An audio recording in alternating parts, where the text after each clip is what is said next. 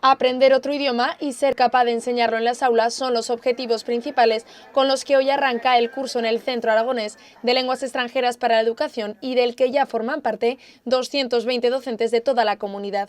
Una oportunidad de asentar el bilingüismo en los centros escolares de Aragón a través del profesorado. Va a posibilitar que en este primer curso 220 profesores y profesoras, tanto en primaria como en secundaria, puedan acceder a esos títulos, al título de B2 y de C1, y no solo a la obtención del título, sino a metodologías activas, aprendizaje de metodologías activas para poder dar a través del idioma otras asignaturas, que es absolutamente fundamental.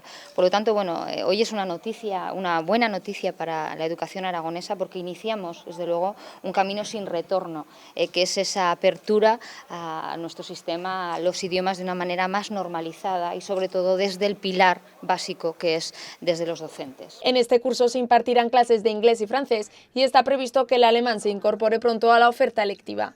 Un impulso a los idiomas que da solución a viejas demandas del profesorado. No podíamos extender el bilingüismo ni podíamos dar cabida a esa posibilidad de nuestros alumnos si antes no estaban formados los profesores. Por lo tanto, hemos empezado por lo que hay que empezar y la Consejería del Departamento de Educación así ha hecho. Es dar una respuesta formando a los profesores para poder tener las plantillas ajustadas a esas necesidades que tenemos los centros educativos. En total se impartirán 100 horas de clase con la intención de adquirir los conocimientos necesarios para superar los desafíos educativos del siglo XXI.